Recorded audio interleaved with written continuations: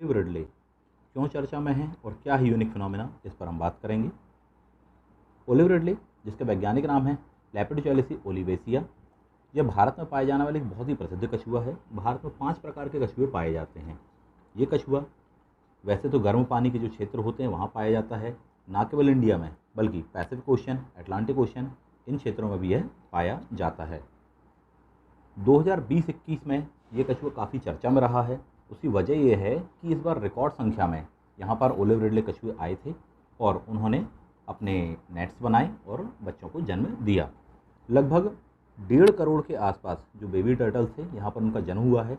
लगभग 3 लाख नेट्स इस बार हमको देखने को यहाँ मिले हुए हैं। ये कौन सा क्षेत्र था? तो ये गाहिर माथा बीच जो क्षेत्र है, जो कि उड़ीसा के केंद्रपाड़ा डिस्ट्रिक्ट में पड़ता है, वहाँ पर ये घटना देखने को मिली है। हर साल ये कछुए उड़ीसा के इसी क्षेत्र में आते हैं और यहाँ पर प्रजनन करते हैं। उड़ीसा के इस क्षेत्र में इस बार 2 आइलैंड काफ़ी चर्चा में रहे। पहला नासी आइलैंड और दूसरा व्हीलर आइलैंड, क्योंकि इन्हीं क्षेत्रों पर इनकी मैपिंग की गई थी, काउंटिंग की गई थी और अनुमान लगाया गया है कि लगभग 3 लाख नेस्ट इनके बने थे यहाँ पर।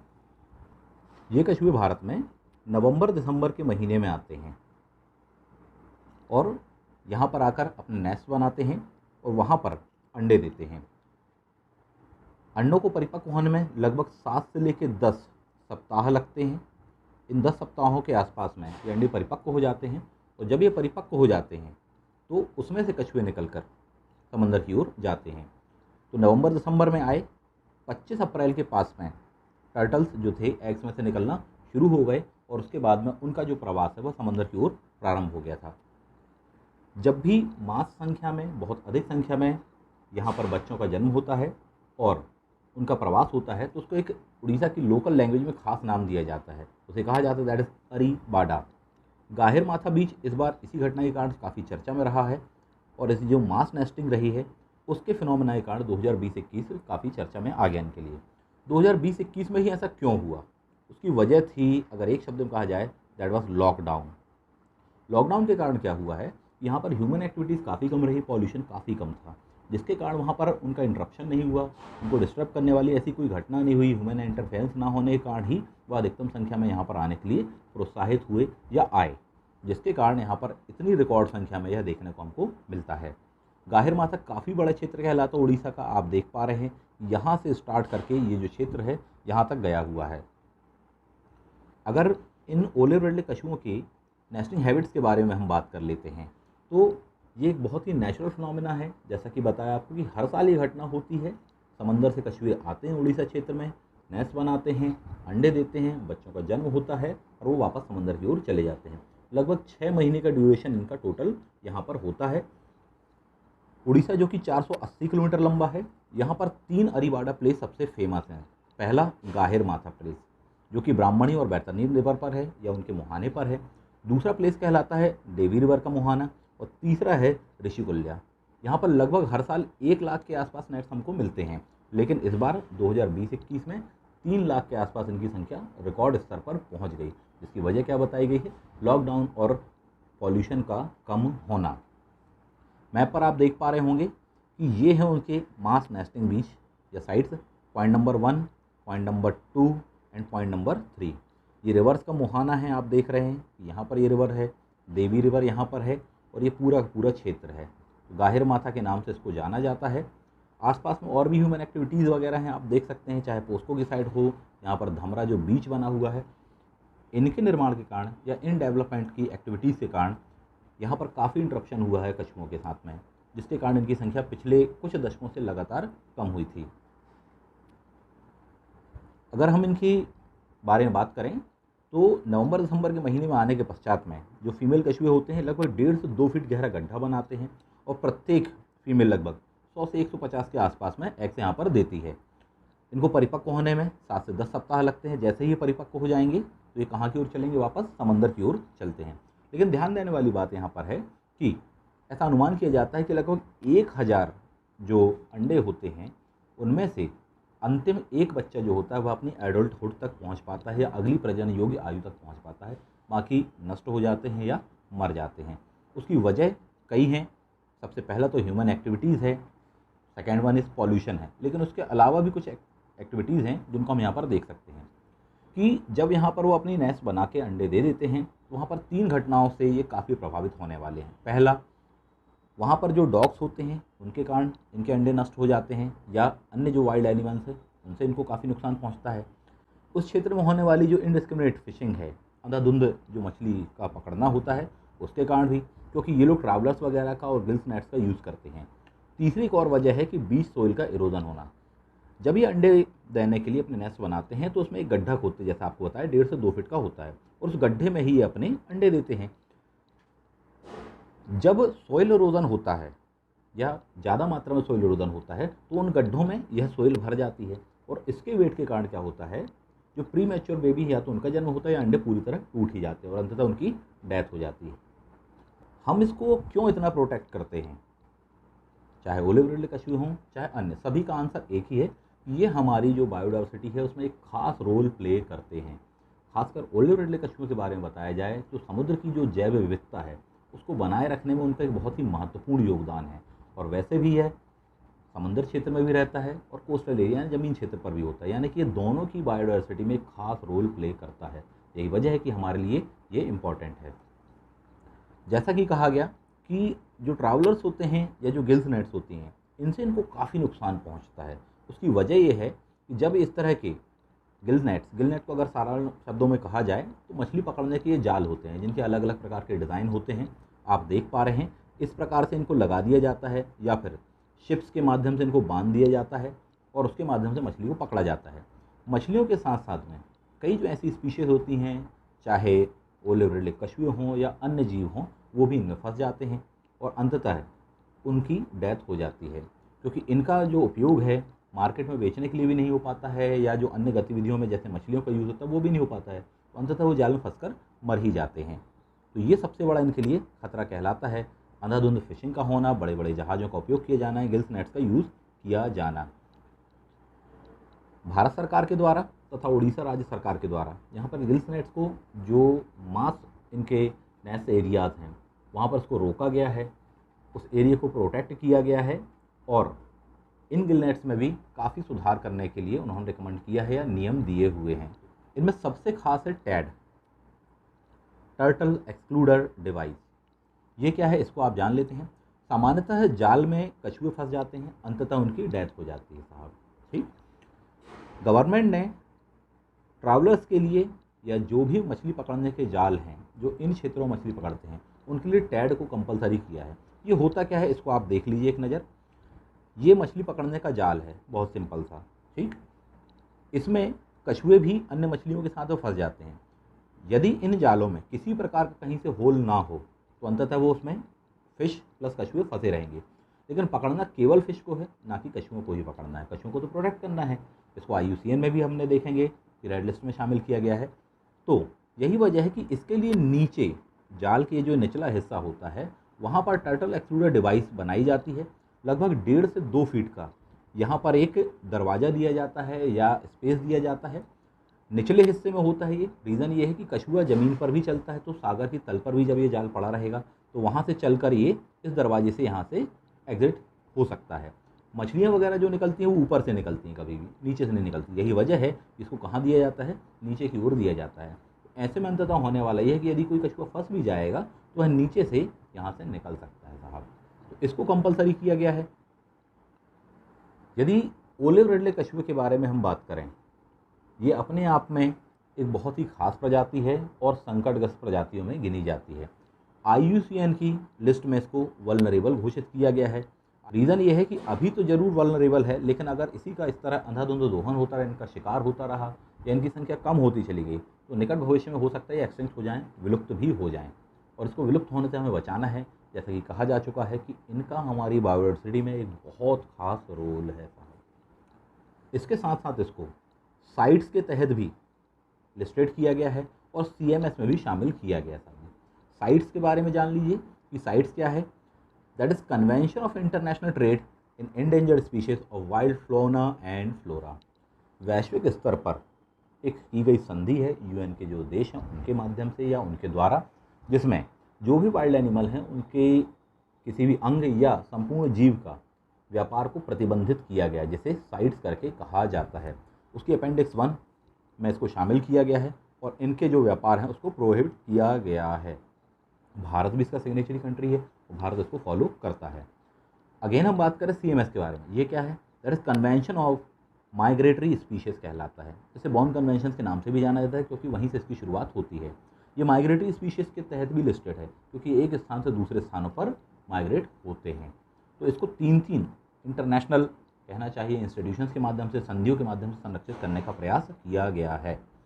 भारत के संदर्भ में यदि हम बात करें, इनके संरक्षण की शुरुआत हम देखेंगे होती है 1974 से, जब सबसे पहली बार में जो गाहिर माथा रूकरी जो एरिया है वह मिला था। ये सबसे पहला क्षेत्र था जिसको हमने ज्ञात किया।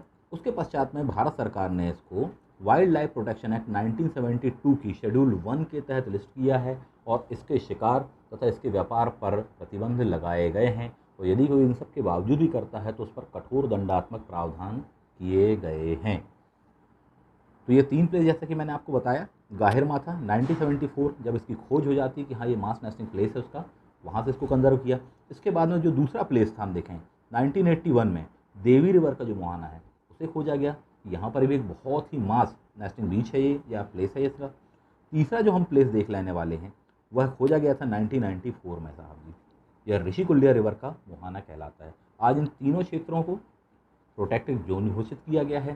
साथ ही साथ ओलिव रिडले कछुओं को भी वाइल्ड लाइफ प्रोटेक्शन एक्ट 1972 के तहत लिस्टेड किया गया है। इसके अलावा भी और भी कुछ काम किए गए हैं, उन पर भी बात कर लेते हैं। ओलिव रिडले के संरक्षण के लिए भारत सरकार के द्वारा प्रतिवर्ष ऑपरेशन ओलिविया चलाया जाता है। इस ऑपरेशन की शुरुआत होती है अर्ली 90s का जो डिकेड है वहाँ से हम देखते हैं इसकी शुरुआत देखने को हमको मिलती है। इसके तहत जो कोस्ट गार्ड होते हैं, इंडियन कोस्ट गार्ड, वह इन कछुओं के संरक्षण संवर्धन के लिए वहाँ पर काम करते हैं। वहाँ पर होने वाले जो अवैध फिशिंग है उसको रोकते हैं। यदि कछुए किसी जाल वगैरह फंस गए हैं तो उनको वहाँ से छुड़ाने का प्रयास करते हैं। उनके जो नेस्ट हैं उनकी रक्षा करते हैं वो वहाँ पर। तो ये काफ़ी काम किया जाता है। इसे ही क्या कहा जाता है? Operation Olivia.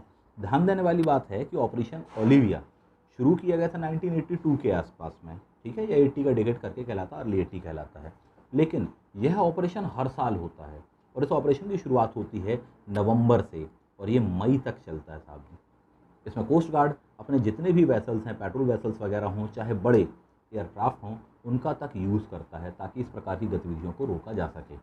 Indian coast guard को इस काम को करने के लिए प्राधिकृत किया गया था उड़ीसा गवर्नमेंट के द्वारा, जब उन्होंने 1982 में अपना एक विशेष एक्ट पास किया जैसे कहा जाता है Odisha marine fisheries regulation act.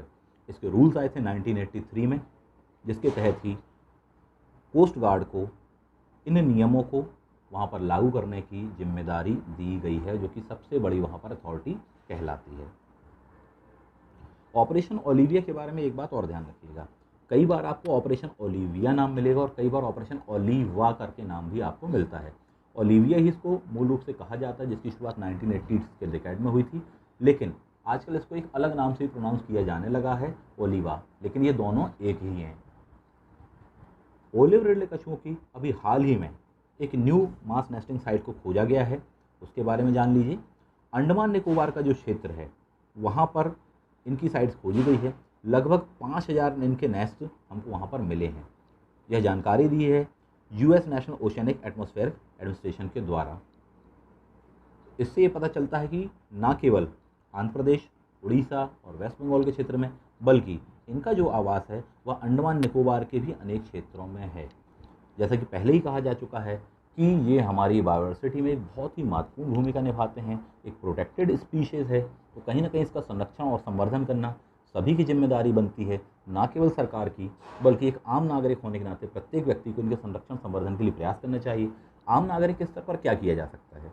आम नागरिक के स्तर पर कम से कम इतना तो किया ही जा सकता है कि जो भी वहाँ पर्यटक जाते हैं वह इनसे कम से कम थोड़ी सा दूर रहें, एक डिस्टेंस बना के रखें ताकि ये डिस्टर्ब ना हो, परेशान ना हो और ऐसी कोई भी गतिविधि ना करें, चाहे प्रदूषण करने वाली हो, चाहे वहाँ पर कचरा गार्बेज वगैरह फेंकने की चीज़ हो, कम से कम उनसे बचें। तो यह भी एक माध्यम हो सकता है आम नागरिक के नाते कि हम इनको प्रोटेक्ट कर सकें ताकि यह हमारी बायोडायवर्सिटी में अपना रोल लगातार प्ले करते रहें, क्योंकि उनके भी कुछ अधिकार होते हैं। इस पूरे टॉपिक को देखने के बाद में अब एक चर्चा इस पर भी कर ली जाए कि विभिन्न जो कॉम्पिटिटिव एग्ज़ाम्स हैं चाहे यूपीएससी हो या एमपीपीएससी या अदर स्टेट्स के सिविल सर्विसेज एग्जाम्स हों या कोई भी कॉम्पिटेटिव एग्जाम्स हों, इनके प्रीलिम्स तथा मेंस में किस प्रकार के क्वेश्चन बन सकते हैं। सबसे पहले तो प्रीलिम्स पर यदि हम बात करें तो प्रीलिम्स से क्वेश्चन बनेगा कि साहब ओलिव रिडले कछुए कहाँ पाए जाते हैं। बिल्कुल सिंपल सा क्वेश्चन बनेगा कि ओलिव रिडले कछुए, मैक्सिमम उसमें आंसर दिया होगा आपको, गाहिर माथा वाला है, उड़ीसा का कोस्टल एरिया करके दिया जाएगा। दूसरा आपसे पूछा जा सकता है कि ओलिव रिडले जो कछुए होते हैं उनका वैज्ञानिक नाम क्या है, उनका वैज्ञानिक नाम या किस वैज्ञानिक नाम से इनको जाना जाता है। तो लेपिडोचैलिसी ओलिवेसिया हम पहले ही देख चुके हैं। अगेन पूछ लिया जाएगा कि ओलिव रिडले कछुए किस नदी के मुहाने पर या किन नदियों के मुहानों पर प्राप्त होते हैं या देखने को मिलते हैं, उनके नेस्ट मिलते हैं। तो 3 नदी अपन ने करके देखी है, एक तो ऋषिकुल्य अपन ने देख ली है, दूसरा देवी रेवा नदी देख ली है और तीसरा गाहिर माथा क्षेत्र है। गाहिर माथा क्षेत्र आपका ब्राह्मणी और बैतरणी नदी वाला है। तो इनमें से कोई ना कोई ऑप्शन आपको वहाँ पर दिए हुए होने चाहिए। अगेन यूनिक फिनोमिना को देखने को क्वेश्चन पूछ सकता है कि साहब 2020 एंड 21 में ऐसा क्या खास हुआ कि इतनी अधिक संख्या में हमको इनके यहाँ पर नेट्स देखने को मिले, इनकी जो प्रजनन की जो क्षेत्र था वह व्यापक देखने को मिला। तो वजह क्या बताया, एक लाइन में कहा जाए तो लॉकडाउन, और लॉकडाउन से ही पूरा साइकिल जुड़ा हुआ है कि लॉकडाउन के कारण ह्यूमन एक्टिविटी इंटरफेरेंस काफ़ी कम रहा, पॉल्यूशन कम रहा, जिसकी वजह से वहाँ पर स्वतंत्र रूप से आ सके जा सके। इसको आप मेंस में भी उठाकर बता सकते हैं, लिख सकते हैं। और वैसे भी 2020-21 में पूरी दुनिया में लॉकडाउन लगे होने के कारण हमने अनेक प्रकार की पॉल्यूशन की जो समस्याएं हैं उनको ऑटोमेटिकली सॉल्व होते देखा है कि वातावरण में भी पॉल्यूशन कम हुआ था, समंदरों में, नदियों में पॉल्यूशन ऑटोमेटिक कम हुआ था। अगेन इसमें क्वेश्चन पूछा जा सकता है कि उड़ीसा के किन द्वीपों में ओलिव रिडले कछुओं के बारे में हमको जानकारी मिलती है। तो 2 द्वीप आपको बताए हैं, एक तो नासी आइलैंड करके कहा गया है और दूसरा व्हीलर्स द्वीप करके कहा गया है। तो ये पॉइंट्स पर क्वेश्चन बन सकता है। अगेन क्वेश्चन हो सकता है कि आपसे पूछ लिया जाए कि अरीबाडा क्या है, अरीबाडा क्या है। तो सिंपल सा इसका आंसर बनेगी अरीबाडा ओलिव रिडले से रिलेवेंट है। जब भी वहाँ पर इन खास जो मास नेस्टिंग प्लेस हैं वहाँ पर इनकी संख्या में वृद्धि होती है और जब ये प्रजनन करते तो उस घटना को वहाँ की लोकल लैंग्वेज में क्या कहा जाता है, वहाँ पर दैट इज अरीबाडा करके कहा जाता है। अगेन क्वेश्चन हो सकता है कि उड़ीसा का तट लगभग कितने किलोमीटर लंबा है जहाँ पर ये देखने को मिलते हैं। तो 480 किलोमीटर समथिंग के आसपास हमने इसको स्टडी किया हुआ है। मेंस वगैरह में आप इसको यूज़ कर सकते हैं, जैसे बताया कि 1000:1 का रेशो, यानी कि 1000 जब बच्चों का जन्म होता है तो उनमें एक ही अपने एडल्टहुड पर पहुंच पाता है। तो इसको आप मेंस में अपने हिसाब से यूज़ कर सकते हैं, जैसा क्वेश्चन है उसको बना लीजिएगा, देख लेंगे। 3 सबसे खास जो थ्रेड्स हैं इनके लिए वो कौन कौन से हैं। तो जैसे बताया वहाँ पर वाइल्ड एनिमल एंड डॉग्स बताया, पहला पॉइंट। दूसरा इंडिस्क्रिमिनेट फिशिंग बताया आपको, इसी में आपको बताया कि बड़े बड़े जहाज़ों से और मछली पकड़ने के बड़े जो विविध जाल होते हैं उनसे पकड़ने के कारण भी कछुओं को नुकसान पहुंचता है। और तीसरा बताया है कि बीच सॉइल इरोजन, इनको आपको उठाकर मेंस में लिखना चाहिए, यह मेंस की दृष्टि से आपके लिए महत्वपूर्ण हो जाएगा। यूपीएससी में, आईएएस वगैरह की परीक्षा में आपसे क्वेश्चन पूछे जाने की संभावना है कि ये टैड क्या होता है। स्पेशली कहा जाएगा कि टैड क्या है ओलिव रिडले के संदर्भ में। जब भी कोई सॉल्यूशन भी आप बताएंगे मेंस में, मुख्य परीक्षा में, तो वहाँ पर आपको टैड का जिक्र जरूर किया जाना चाहिए कि क्या होता है टैड। दैट इज टर्टल्ड एक्सक्लूडर डिवाइस करके कहलाती है। जाल में निचले हिस्से में बना हुआ एक मुहाना जिससे नीचे की ओर से कछुए निकल सकें, दैट इज नोन एज टैड साहब जी। तो इसको कंपलसरी किया गया है उन क्षेत्रों में जो भी फिशिंग करते हैं। अगेन क्वेश्चन पूछा जा सकता है कि IUCN की लिस्ट में क्या यह शामिल है। हाँ, यह शामिल है साहब जी। किस कैटेगरी में आता है, वल्नरेबल की कैटेगरी में आता है। IUCN के अलावा और भी किस संगठन में इसको शामिल किया गया है, तो साइट्स के तहत भी इसको शामिल किया गया है, प्लस CMS के तहत भी इसे शामिल किया गया। CMS का दूसरा नाम पूछ लिया जाएगा आपसे, तो आप क्या बताएंगे, दैट इज बॉन कन्वेंशन करके बताने वाले हैं। अगेन बॉन को भी जाकर आप एटलस पर देख लीजिएगा कहाँ पर है, किस क्षेत्र में है, जर्मनी के कहाँ पर स्थित है, इस तरह से आप देख सकते हैं। इसका लेटेस्ट में 13 नंबर का कॉन्फ्रेंस 2020 में कहाँ हुआ है और उसका लोगो क्या रहा है, वह भी क्वेश्चन आप देख सकते हैं। तो करंट के साथ में आपका अपडेट हो जाएगा।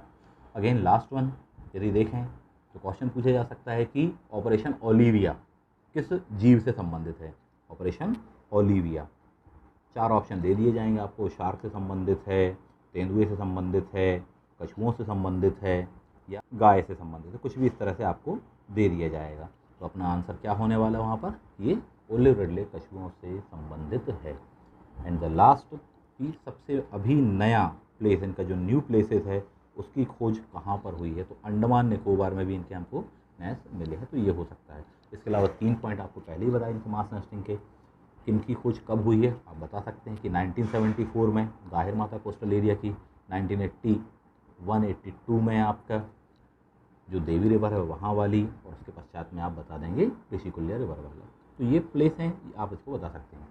और यदि स्पेसिफिक मान लीजिए मेंस में आ जाता है इसी पर क्वेश्चन, ओलिव रिडले कछुए, बायोडाइवर्सिटी, उनके बारे में जानकारी दीजिए, तो जब आप इंट्रो लिखेंगे तो वहाँ पर आपको ये बताना चाहिए कि ओलिव रिडले भारत के सबसे प्रसिद्ध कछुओं में से एक है, जो कि उड़ीसा, आंध्र प्रदेश और वेस्ट बंगाल वाले क्षेत्र में पाया जाता है। IUCN की इंडेंजर लिस्ट में यह शामिल है। इनके संरक्षण के लिए वैश्विक स्तर पर तथा भारतीय स्तर पर भी प्रयास किए जा रहे हैं। भारत सरकार 1972 वाइल्ड लाइफ प्रोटेक्शन एक्ट के तहत इसको कंजर्वेशन प्रोवाइड करती है, प्लस जो स्टेट गवर्नमेंट है एंड इंडियन कोस्ट गार्ड है वह इनके कंजर्वेशन प्रोग्राम के लिए काम करता है। तो ये चीज़ अपन वहाँ पर बता सकते हैं। तो इतना सिंपल सा आपका एक इंट्रो के रूप में आ जाने वाला है। अब उसके बाद में जो भी इसमें क्वेश्चन पूछा हुआ है, चैलेंजेस क्या हैं, चुनौतियाँ क्या हैं, उसका सॉल्यूशन के लिए काम क्या किया है, ये पूरा का पूरा जो हमने आर्टिकल देखा, जिस चीज़ को हमने अभी समझा आपने इस वीडियो में, उसके हिसाब से भी आप उसके आंसर दे सकते हैं। ना केवल प्रीलिम्स में बल्कि मेंस और इंटरव्यू में भी आप काफ़ी अच्छा आंसर वहाँ पर प्रस्तुत कर सकते हैं। तो आशा करता हूँ ये वीडियो आपके लिए हेल्पफुल रहा होगा। जो भी प्रश्न हो, जो भी कमेंट हो, तो आप बताइएगा। Thank you. जय हिंद।